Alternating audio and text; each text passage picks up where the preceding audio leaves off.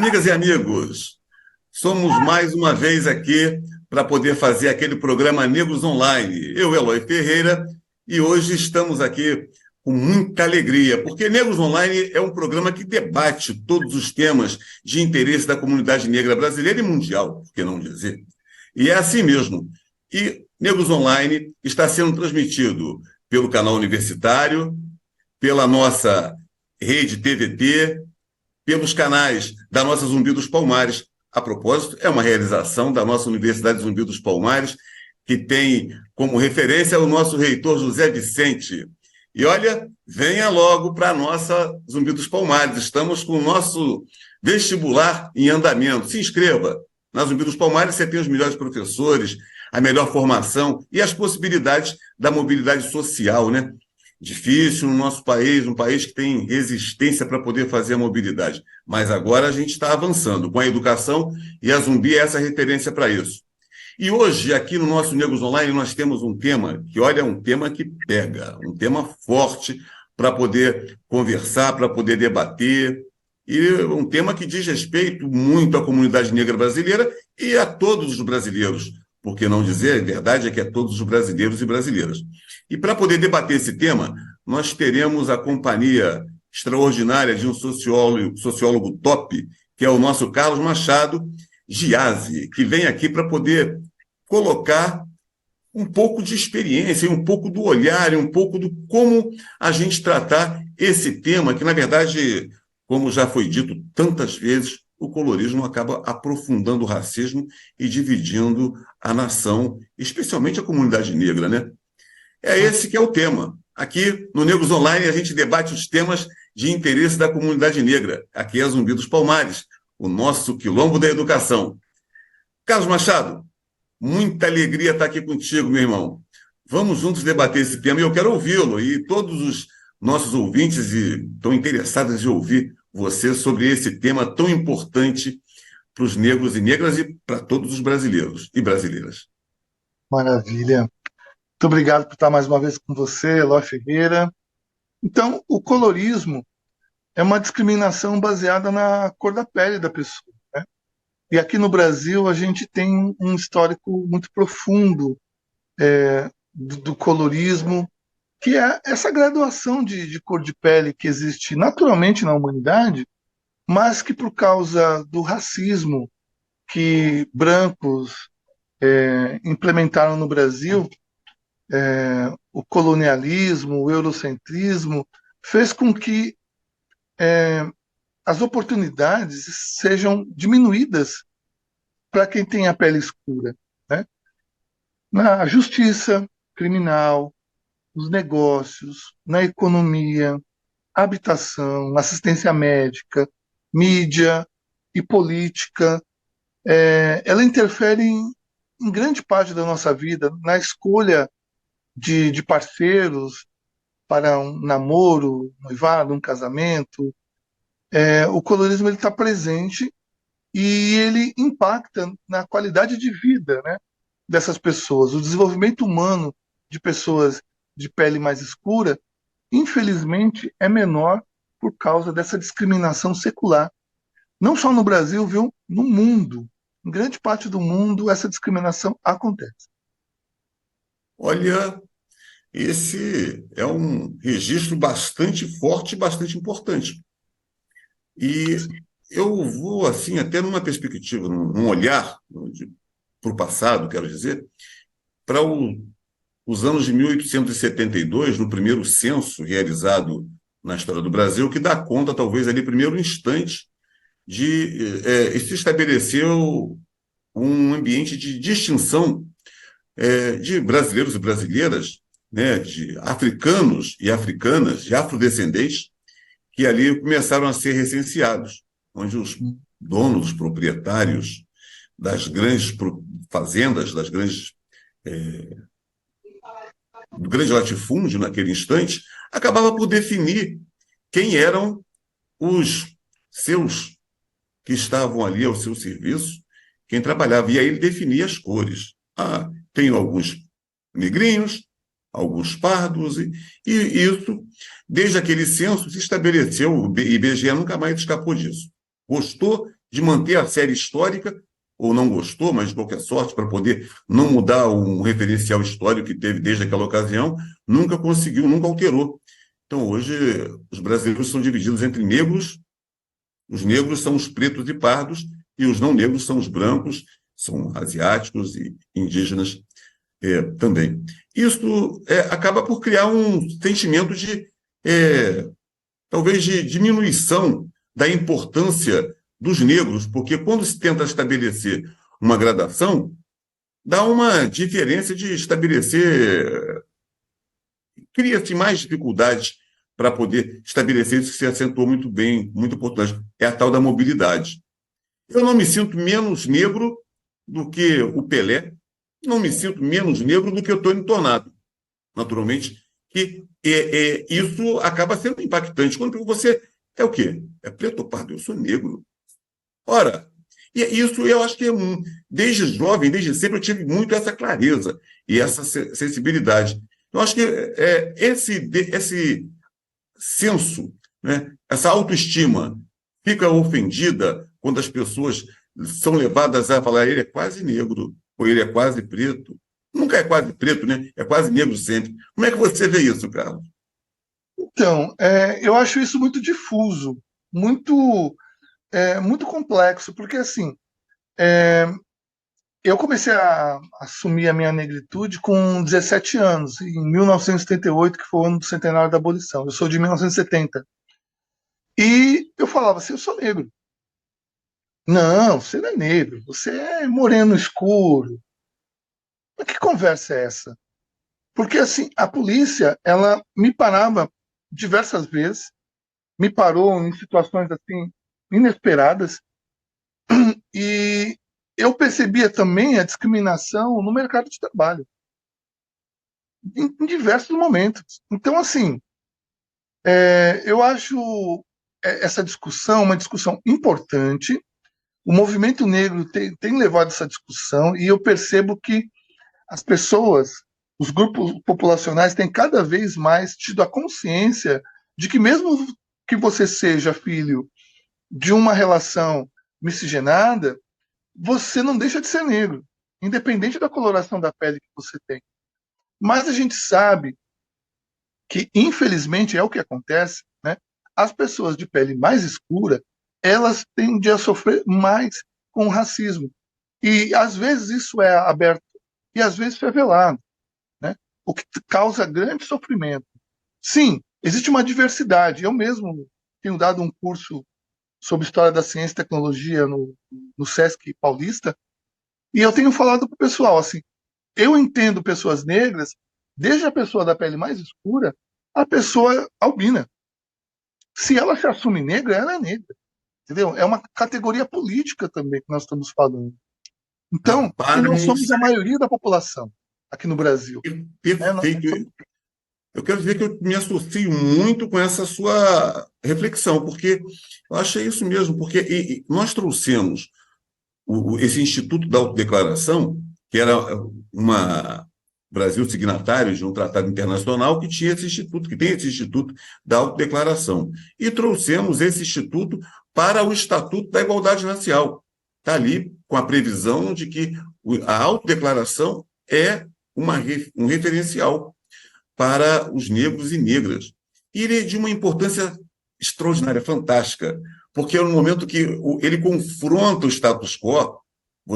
Eu não sou marrom bombom, eu não sou clarinho, eu não sou moreno escuro, eu sou negro. Uhum. É uma autodeclaração de uma força fantástica.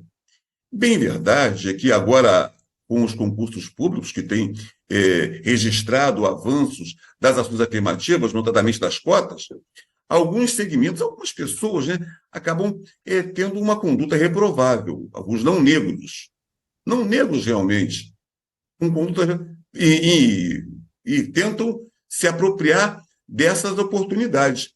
Esses são desafios que nós precisamos enfrentar, mas nós não podemos deixar de reconhecer esse Instituto da Autodeclaração. E eu acho que talvez, é preciso, em algum instante, essa reflexão regulamentar esse dispositivo do Estatuto da Igualdade Racial, da Autodeclaração, para que dê conta até de, se for necessário, tipificar uma conduta daqueles que procuram fazer uma autodeclaração no intuito de se apropriar de benefícios ou da ação afirmativa que foi voltada exatamente para aqueles que são descendentes de africanos e para os africanos nascidos no Brasil, os afrodescendentes, exatamente. Então, eu acho que é meio isso que a gente podia pensar. Eu acho que talvez isso abarcaria esse conjunto de ideias. Não sei como você vê isso também, mas eu queria me compartilhar e ter também essa mesma reflexão que você tem. Sim, eu concordo que é necessário verificar, não dá apenas para a pessoa fazer a autodeclaração e não passar por nenhum outro crivo, porque, infelizmente, no Brasil nós temos uma certa cultura de levar vantagem, de ser mais esperto. Então, a gente não pode esquecer que muitas pessoas negras foram perseguidas, prejudicadas por causa desse racismo atroz, que é um crime contra a humanidade, né? Então, demorou muito tempo para que a gente pudesse ter uma lei que pudesse nos dar um acesso digno. Não é completo, tá?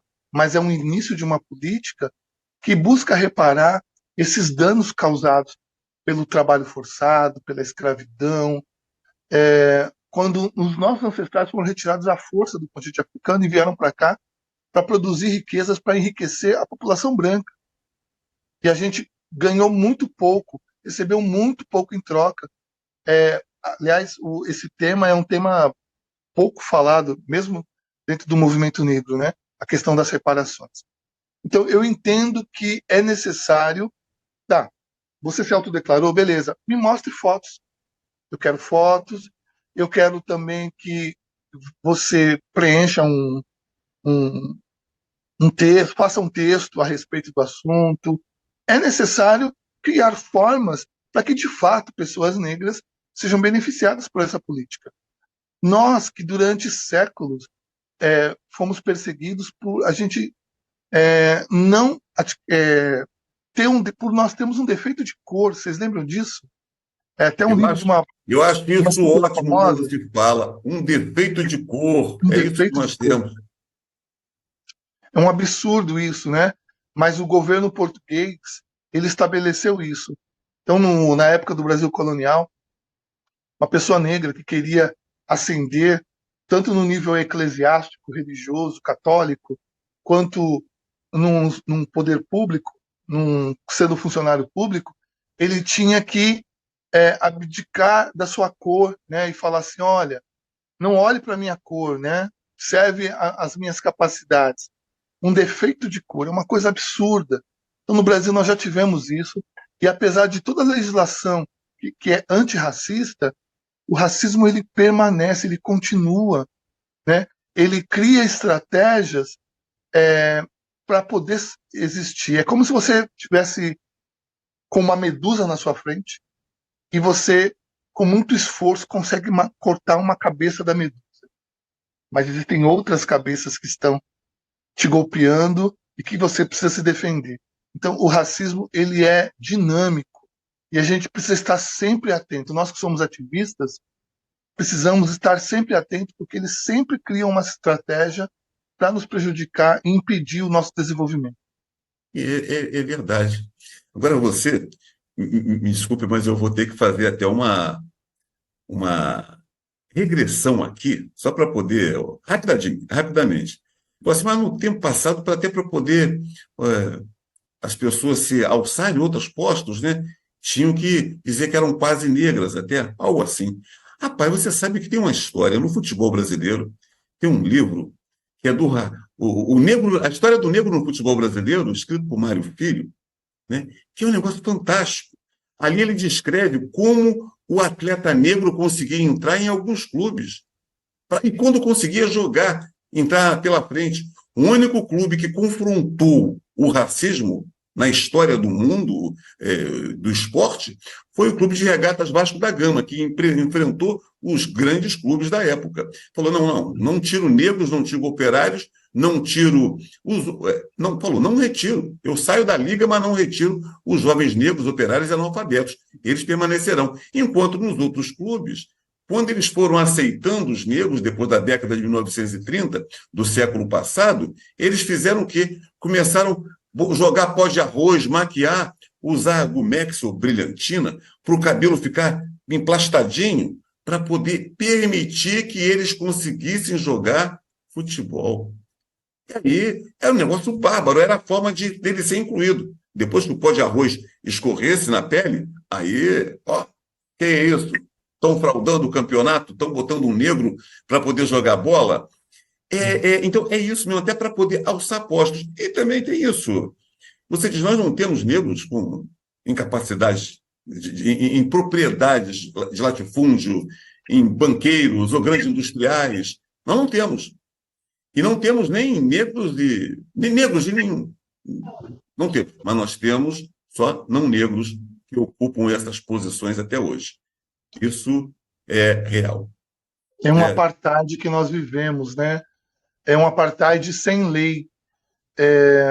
Muito, muito esperto, assim. Esse sistema foi muito bem montado, né?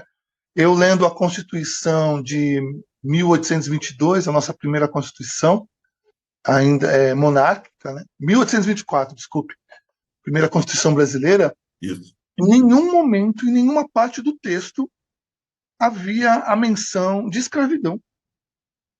Nenhuma parte do texto. Então, eles sabiam muito bem que o sistema era esse, mas eles não queriam ir para a posteridade e assinar embaixo esse sistema. Mas ele existia. E ele demorou muito tempo para acabar. No Brasil acabou com a escravidão em 1878, o último país do continente americano a fazer isso, né? Mas por quê? Porque era rentável, porque estava dentro da cultura, dava apoio político, né? E a partir do momento que acabou a escravidão, meses depois, a monarquia deu fim, porque eles sabiam que para ter apoio era necessária a manutenção da escravidão. E assim, e quando o Brasil se tornou republicano, a Constituição de 1891 dizia que todos nós éramos iguais. Mas na prática não era. O Código Civil já mostrava, né?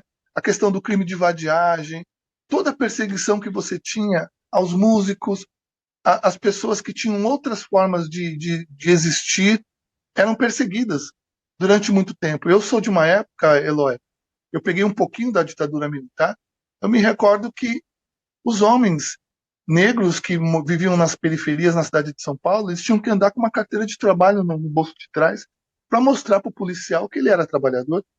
Oh, isso é real. Ele era preso. Isso é real. Agora, você colocou um aspecto que é bastante forte também, é isso, né? O policial, ele é que acaba incluindo e sabendo, né? Alguns dizem assim, ó, quer saber minha cor?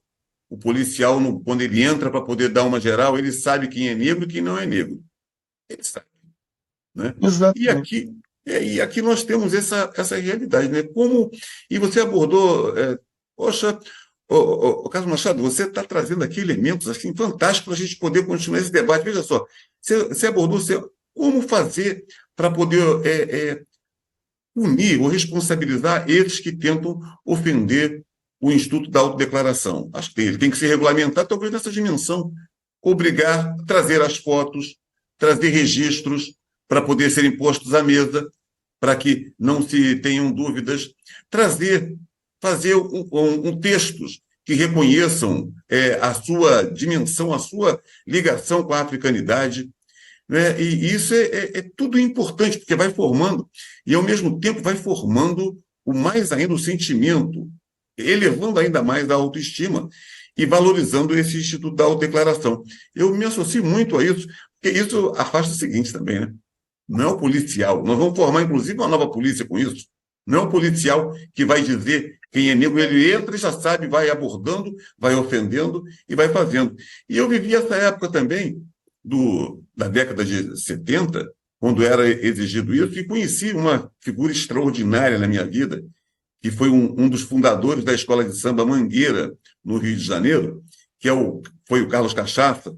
Carlos Cachaça, ocasião eu visitando lá na Mangueira, o Carlos Cachaça falou assim, não, para fundar a Mangueira, os nossos ensaios, ele era ferroviário. E a autoridade policial só autorizava a ver o ensaio se tivesse algum trabalhador que se responsabilizasse. Carlos Cassassi era o único que tinha uma carteira de trabalho. Então, os ensaios da escola de samba só eram autorizados a partir da autorização dele. Imagine, isso aconteceu há pouco tempo. Não foi há muito tempo, como você sinalizou, o último dos países a acabar com a escravidão. Nós temos uma jornada, uma caminhada que está dando. Como é que você vê essa caminhada também, da gente superando, avançando, combatendo o racismo, combatendo essas artimanhas, essas vilanias, canalites que o racismo coloca no nosso caminho, e até para nos dividir, né, de vez em quando, coloca algumas cascas de banana que muitos negros e negras acabam por cair e embarcar e ficarem repetindo como se verdade houvesse naquelas falas, que foi o status quo, que foi a branquitude, como alguns costumam associar e acentuar, nos levou. Como é que você vê isso, desses avanços? Lembrando que eu sou historiador, tá? Eu sou doutorando, mas a Sociólogo, minha formação é em historiador, intelectual, ciências negro, humanas. para poder mostrar que nós podemos. Exatamente. Então, assim, eu entendo como aquela música do Gilberto Gil, né, Zumbi, a Felicidade Guerreira, ele tem uma frase que fala assim: a felicidade do negro é uma felicidade guerreira. Nós que somos militantes, ativistas, nós estamos lutando o tempo todo. Primeiro, a nossa existência. Houve um projeto de embranquecer esse país. Houve um projeto de fazer com que o negro não existisse mais. Em 2011, de acordo com um intelectual branco, aí carioca, diretor do Museu Nacional, ele dizia: em 2011 não vai ter mais negros no Brasil. Vai ter uns indígenas ainda, mas negro mesmo vai desaparecer com a miscigenação. Então, eles planejaram nossa extinção. Nós estamos lutando porque nós estamos vivos, porque a nossa espiritualidade, os Se nossos me valores permite, africanos se me permite mantêm já nossa partilhar vida. uma coisinha, não sei se você Uhum. acompanha, mas um intelectual que disse isso é chamado de patriarca da independência. José Bonifácio falava que o elemento servil estaria extinto ao final de algumas décadas, porque não haveriam mais ingressos e não haveriam mais miscigenação. Ele disse isso. Sim, era um projeto da branquitude brasileira, né? Então, era um projeto, então vários pensavam assim, até abolicionistas pensavam dessa forma, de que assim, vamos impedir que negros entrem no território nacional, sejam eles do continente africano, sejam eles aqui da América. Teve casos de negros da América do Norte que tentaram morar aqui no Brasil e foram impedidos, Isso, é né? verdade. Então, beleza, eles vão estar aqui, eles vão se miscigenar com essa nova leva de imigrantes europeus, e em algumas gerações não vão ter mais negros. Vamos acabar com esse problema, porque eles entendiam que uma nação desenvolvida, progressista, só podia ser uma nação branca, europeia. Então, isso era um projeto dentro de um grupo, de uma elite que pensava dessa forma a realidade, né? E, e é algo criminoso. Algo criminoso. E é importante nós dizermos que nós não participamos da elaboração dessas políticas, né? Foi tudo de cima para baixo, né? Nós tivemos o movimento negro luta há muito tempo e no século XX não foi diferente.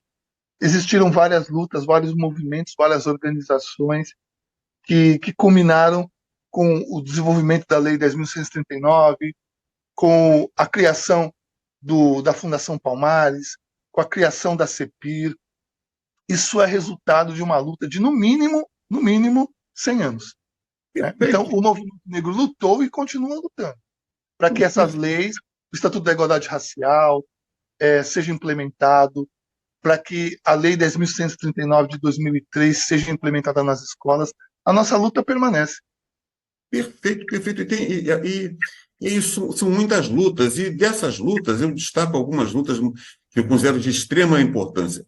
O fim da escravidão, ela se dá, a abolição, quero dizer, de 13 de maio de 1888, se dá a partir de um intenso movimento social da segunda metade do século XIX. Você, um sociólogo historiador, tem muita clareza. O Rio de Janeiro e o Brasil tiveram uma participação intensa de intelectuais, de poetas, de cantores, de empresários, comerciantes. Enfim, o Brasil fechou a questão para poder pôr fim à escravidão de africanos e de afrodescendentes. Tinha resistência nos latifundiários, da indústria canavieira, da indústria cafeeira, que resistiam para poder não pôr fim à escravidão.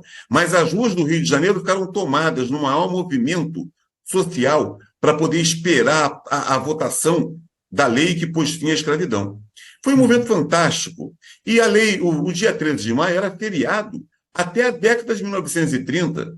Olha que coisa bacana, para a negrada festejar a luta dos antepassados que foram às ruas. Carlos Machado, eu estou encerrando, muito obrigado. Eu acho que a gente vai ter que te convidar de novo aqui, para te ouvir. Eu falei muito, porque eu fico entusiasmado de ver essa construção, e a gente tem que ter mais esse tema mais uma vez e falar sobre as vitórias, nossas lutas inglórias, que não esquecemos jamais e que não temos tempo de festejar, porque o status quo falou, não festeja não. Vamos festejar outra data. A outra data é importante, mas a data da Comunidade Negra Vitoriosa. Então vamos preparar um programa com esse recorte. Boa, um abraço. Grande abraço. Um abraço a todos e todas, e até no nosso próximo encontro, que nós teremos aqui também. Vamos convidar o nosso professor Carlos Machado para poder nos dar mais aula aqui desse tema importante para a nossa vida, para a nossa juventude, para negros e negras de todo o Brasil. Um abraço. Até o próximo Negros Online. A luta continua.